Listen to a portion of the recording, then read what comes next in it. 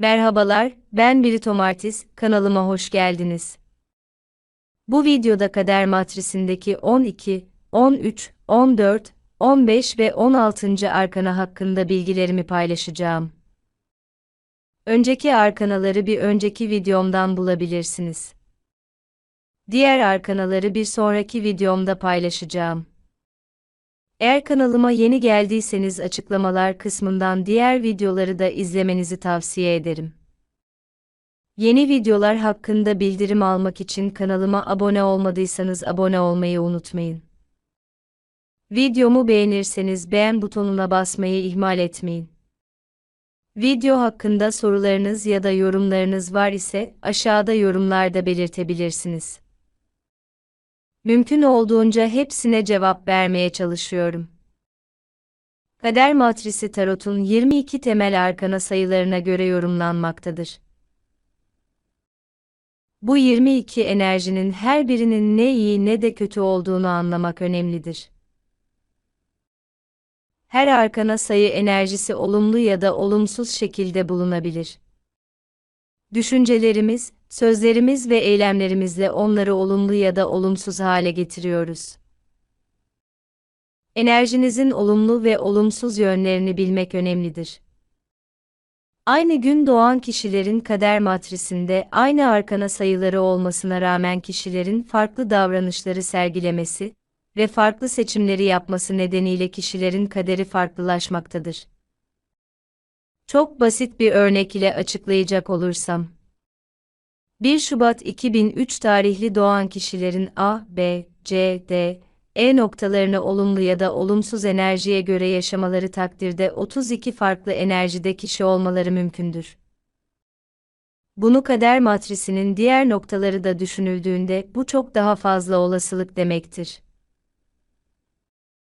Kişi kendisinin en iyi versiyonuna ulaşması için bu olumsuz enerjileri olumlu enerjiye çevirmesi çok önemlidir. Bu sayede hayatta her şey yolunda gider ve kariyer, iş, mutlu aile konusunda kişi olumlu bir hayat yaşar. Bu arkanalar konumlarına göre farklı anlamlara gelebilir. Bu videoda arkana sayılarının genel karakteristik özelliklerinden bahsedeceğim.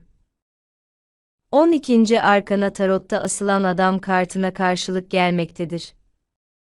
Eğer herhangi bir ayın 12'sinde ya da Aralık ayında doğduysanız 12 enerjisine sahipsinizdir.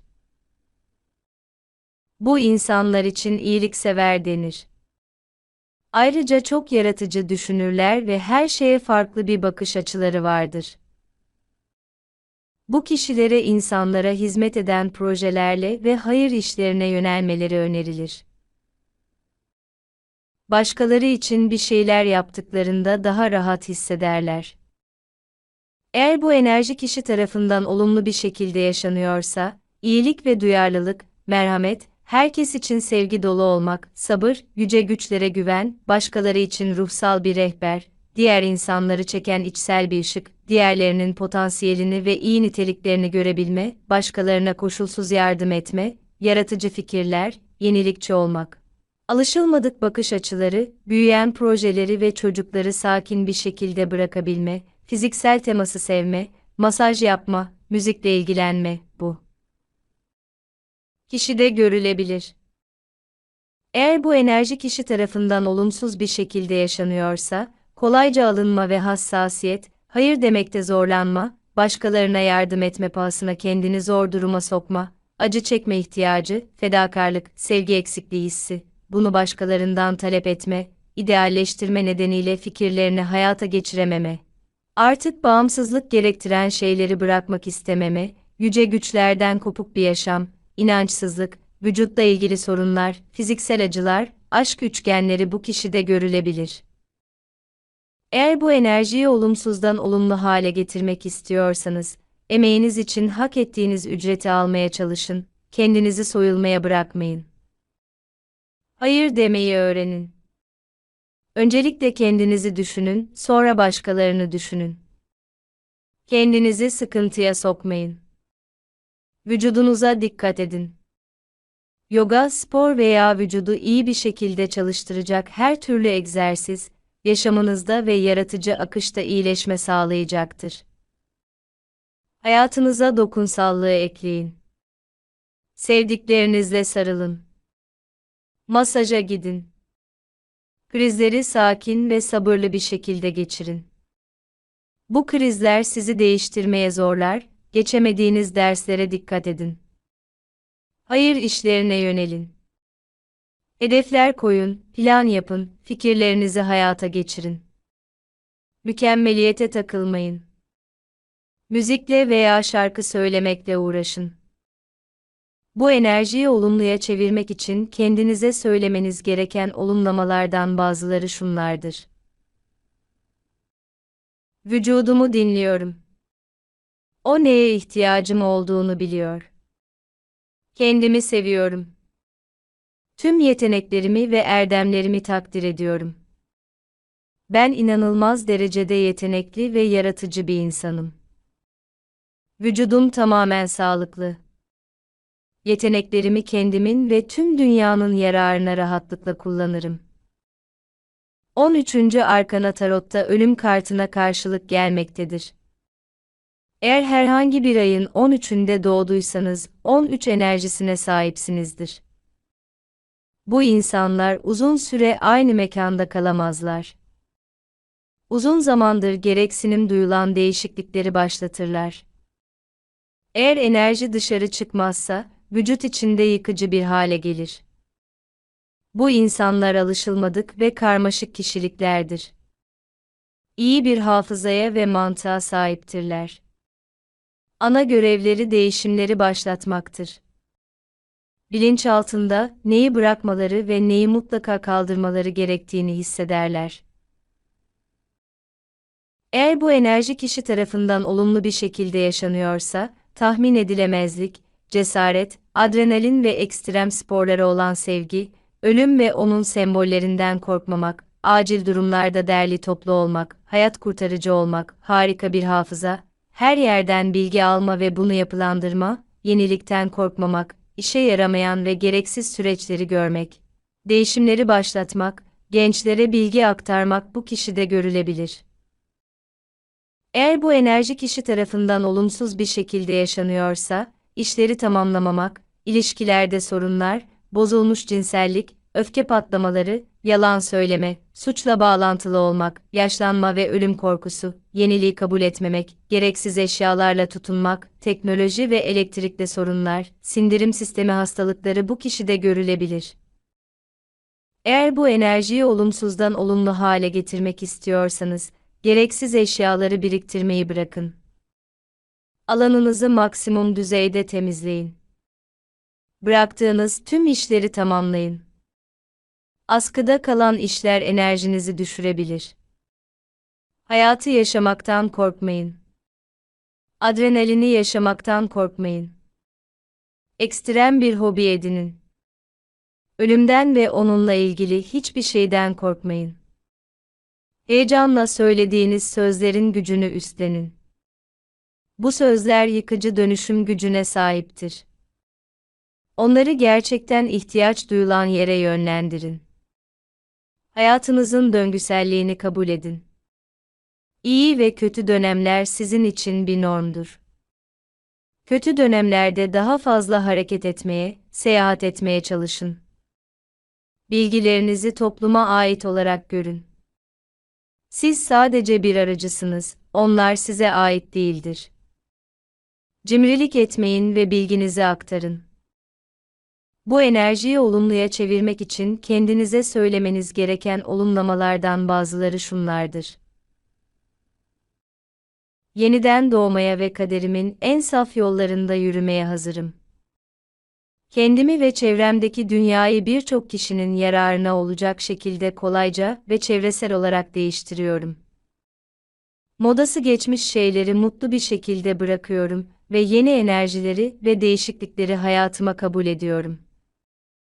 Hayatımdaki herhangi bir dönüşüm benim ve çevremdeki tüm dünya için kolay ve yumuşaktır. Her zaman eskiyi kolaylıkla ve şükranla bıraktım. Yeniliğimin yaşamımda kendini göstermesine izin veriyorum. Eskiyi kolayca bırakıp yeniyi mutlu bir şekilde kabul ediyorum. 14. Arkana tarotta denge kartına karşılık gelmektedir. Eğer herhangi bir ayın 14'ünde doğduysanız 14 enerjisine sahipsinizdir. Alışılmadık ve çok hassas olan bu insanlar, dünyaya kendilerine özgü bir yaratıcı kanal ile gelmişlerdir. İlahi enerjinin akışı bu kanal aracılığıyla geçer, bu yüzden 14. enerjiye sahip insanların hayatlarında kendilerine has bir misyonları ve ilginç görevleri vardır. Bu insanlar, yalnızken son derece yaratıcıdırlar. Resim yaparlar, şiir yazarlar, müzik bestelerler veya yaratıcı çalışma gerektiren bir iş yaparlar. Bu insanlarla iletişim kurarken sözlerinizi dikkatle seçmelisiniz. Yanlış bir şey söylerseniz, kırılabilir, incinebilir, söylediğiniz şeyi aylarca kafalarında döndürebilirler. Eğer yaratıcı kanallarını kullanmazlarsa, kafalarının üzerinde ilahi akışı engelleyen bir tür bariyer oluşur. Ve içlerinde iyileştirilemeyen bir yara hissiyle karşı karşıya kalırlar. Bu durumda, kişi bir şekilde durumu kapatmaya çalışır. Eğer bu enerji kişi tarafından olumlu bir şekilde yaşanıyorsa, duygusallık ve hassasiyet, iyi niyetlilik ve açıklık, sabırlı olma, sonucu bekleyebilme, iyi bir zevk, sanata sevgi, yaratıcılık, sanatıyla ölümsüzlüğe ulaşma arzusu, iyi bir sezgi, ilahi güçlere güvenme, hem ruhsal hem de maddi bir rehberi olma, su ile özel bir ilişkisi olma, su ile şifa bulma ve kendini yenileme bu kişide görülebilir. Eğer bu enerji kişi tarafından olumsuz bir şekilde yaşanıyorsa, aşırı hassasiyet, kendini suçlama, affetmeme, acılardan zevk alma, sabırsızlık, sonucu bekleyememe, ölçüsüzlük, bağımlılıklar, telaş, gevezelik, yanlış öğretileri takip etme bu kişide görülebilir. Eğer bu enerjiyi olumsuzdan olumlu hale getirmek istiyorsanız, yaratıcı faaliyetlerle uğraşın. Yaratıcı potansiyelinizi açın. En büyük ilhamı alabileceğiniz zaman alacakaranlık vaktidir. Sergiler, müzeler, tiyatro gibi kültürel mekanları ziyaret edin. Sonuçları beklemeyi öğrenin. Sonuç birdenbire gelmez. Ölçülü olmayı öğrenin. Her şeyde altın dengeyi arayın. Bağımlılıklarınızı aşın.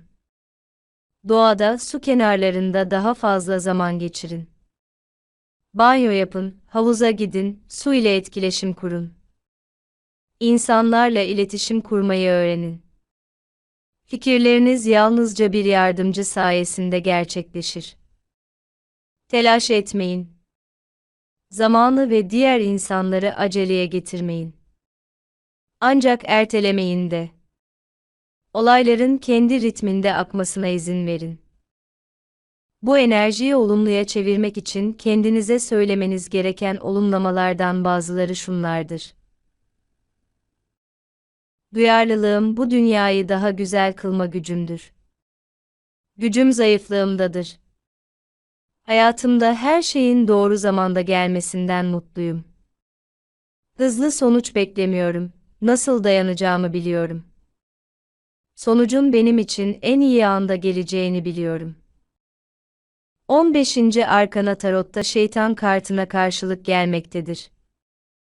Eğer herhangi bir ayın 15'inde doğduysanız 15 enerjisine sahipsinizdir.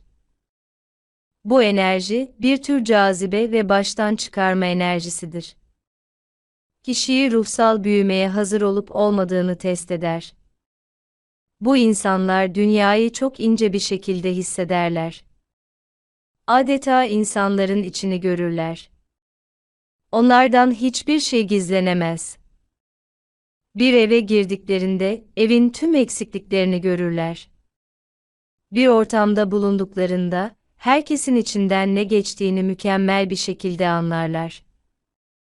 Çok sosyal, eğlenceli ve bilgedirler. Sözleri ustalıkla seçerler ve yüksek bir zekaya sahiptirler. Kişinin temel görevi, diğer insanlarda gelişimlerine engel olan nitelikleri ortaya çıkarmaktır. Bu insanlar gösterişli şeylere, renkli taşlara ve parlak süslemelere bayılırlar. Çoğu zaman güçlü konumlara sahiptirler ve büyük miktarlarda para kazanabilirler. Maddi değerler yaratmaya her zaman hazırdırlar ve bunu çok büyük ölçekte yapabilirler. Eğer bu enerji kişi tarafından olumlu bir şekilde yaşanıyorsa, eğlenceli, enerjik, karizmatik, çekici, mistik, maceracı, zevkleri sevme, insanların içine okuma, diğer insanların ruhsal gelişimine engel olan kusurlarını açığa çıkartma, eylemlerinde çıkar gözetmeme, maddi zenginlik biriktirme, iyi bir konuşmacı olma, tutkulu ve cinsellik konusunda güçlü olma. Kendi karanlık yönlerini ve kusurlarını anlama ve onları kabul etme bu kişide görülebilir. Eğer bu enerji kişi tarafından olumsuz bir şekilde yaşanıyorsa, cazibeler ve günahlara düşkünlük, bunlara boyun eğme, bağımlılıklar, agresiflik, kıskançlık, açgözlülük, haset, başkalarının yanlış olduğunu kanıtlama çabası, diğerlerinde kusur arama, iktidar hırsı, kendini idealize etme, kibir, maddi kölelik, her şeyde çıkar arama, kara büyüyle uğraşma. Sadomazoşizm, manipülasyon, yalan, dolandırıcılık bu kişide görülebilir. Eğer bu enerjiyi olumsuzdan olumlu hale getirmek istiyorsanız, agresifliğinizi kontrol altına alın. Düşüncelerinizi yönetin. İnsanlara kusurlarına uygun bir dille söylemeyi öğrenin. Hakikat için savaşmayın. Herkesin kendi seçimini kendisi yapmasına izin verin. Bağımlılıklarınızdan ve kötü alışkanlıklarınızdan kurtulun. Cazibelere karşı irade gücünüzü geliştirin. Kendi karanlık yönlerinizi ve kusurlarınızı kabul edin. Hiçbir insanın mükemmel olmadığını anlayın. Çıkar gözetmeden, hiçbir karşılık ve kazanç beklemeksizin hareket etmeyi öğrenin. Hileli para işlerine bulaşmayın. Bu enerjiyi olumluya çevirmek için kendinize söylemeniz gereken olumlamalardan bazıları şunlardır. Ben en iyisini hak ediyorum. Ben ışığım, ruhum mükemmel ve sonsuzdur. Evrenim beni seviyor ve hayatımı süsleyen, bereketlendiren dünyanın tüm nimetlerini her zaman bana gönderiyor. Tüm eksikliklerimi uyumlu kişiliğimin bir parçası olarak kabul ediyorum. En çılgın hayallerimi gerçekleştirecek güç ve enerjiyle doluyum.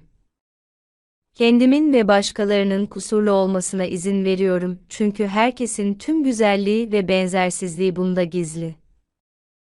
Birçok insanın sorumluluğunu üstlenebilecek güce sahibim. Saldırganlığımı kolayca yaratıcılığa dönüştürüyorum. 16. Arkana Tarot'ta Kule kartına karşılık gelmektedir. Eğer herhangi bir ayın 16'sında doğduysanız 16 enerjisine sahipsinizdir. Bu insanlar gerçek ruhani liderlerdir. Kendileriyle birlikte başkalarını da sürükleyebilirler, farklı kaynaklardan bilgileri adeta bir mozaik gibi bir araya getirirler ve bu bilgileri başkalarına ileterek yeni bir şey yaratırlar. Bu kişiler, yeni bilgiler oluşturmaya ve başkalarına yol göstermeye mecburdur.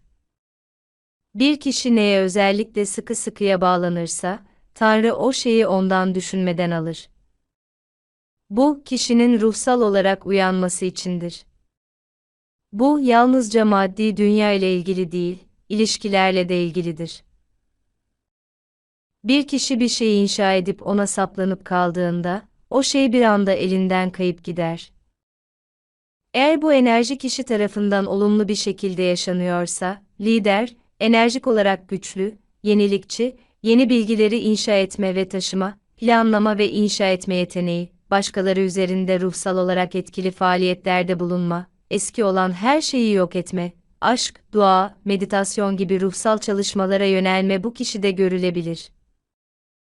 Eğer bu enerji kişi tarafından olumsuz bir şekilde yaşanıyorsa, agresiflik, negatif duyguları kontrol edememe, dargörüşlülük, maddi şeylere bağlılık, ruhsal gelişim eksikliği, zor bir yaşam, düzensizlik, kaotik düşünceler ve eylemler, yaralanma riski, aşırı yeme, açlık, uykusuzluk, dövme yaptırma, Rahatsız edici ayakkabı veya kıyafetler giyme gibi vücudu acı çektirme bu kişide görülebilir. Eğer bu enerjiyi olumsuzdan olumlu hale getirmek istiyorsanız, eski birikintilerden kurtulun. Geçmişi bırakın. Maddi hayatınızın çökmesi karşısında kendinizi üzmeyin. Bu yanlış yolda olduğunuzun bir işaretidir. Hayatınızdaki değişiklikleri şükranla kabul edin. Yeniliklerden korkmayın. Kendi hayatınıza değişiklikler katın. Taşınmak, tamirat yapmak, yaşadığınız yeri değiştirmek, uzun seyahatler, iş değişikliği, hatta sektör değişikliği yapmak iyi gelecektir. Sürekli olarak kendinizi eğitin. Klasik edebiyat, fantastik kitaplar gibi ruhunuzu geliştiren ve bakış açınızı genişleten kitaplar okuyun. Dini yerlere seyahat edin. Ruhsal pratiklerle meşgul olun. Dua edin ve meditasyon yapın. Aktivite ile dinlenmeyi sırayla yapmayı öğrenin. Dinlenmeyi öğrenin. Agresyonu kontrol etmeyi öğrenin ve onu ileriye doğru hareket için enerjiye dönüştürün. Bu enerjiyi olumluya çevirmek için kendinize söylemeniz gereken olumlamalardan bazıları şunlardır. Hayatımı kolayca, zevkle yaratıyorum ve bu benim için doğal oluyor. Bilincimin ve bu dünyaya dair anlayışımın sınırlarını sürekli genişletiyorum. Tüm gerçek özümün her geçen gün daha fazla uyanmasına seviniyorum. Doğru yolumu takip edebildiğim ve diğer insanlara da aynı şeyi yapmaları için ilham verebildiğim için mutluyum. Hayatımdaki herhangi bir yıkımın benim ve çevrem için yumuşak ve güvenli olmasından mutluyum. Herhangi bir sıkıntıdan hızla kurtulmak için inanılmaz bir güce sahibim. Başkalarının bana inanmasına ve onlara rehberlik edecek bilgeliğe sahip olmama minnettarım. Hayatımı benim için en uygun şekilde yeniden inşa edebildiğim için mutluyum. Saldırganlığımı kolayca yaratıcılığa dönüştürüyorum. Bu videoda 12, 13, 14, 15 ve 16. arkana hakkında bilgilerimi paylaştım. Buraya kadar seyrettiğiniz için teşekkür ederim. Eğer videolar ve kanal ile ilgili önerileriniz, sorularınız, iyi ya da kötü olduğunu düşündüğünüz yönler var ise yorumlarda belirtirseniz sevinirim. Bir sonraki videoda buluşuncaya kadar kendinize çok iyi bakın, hoşça kalın.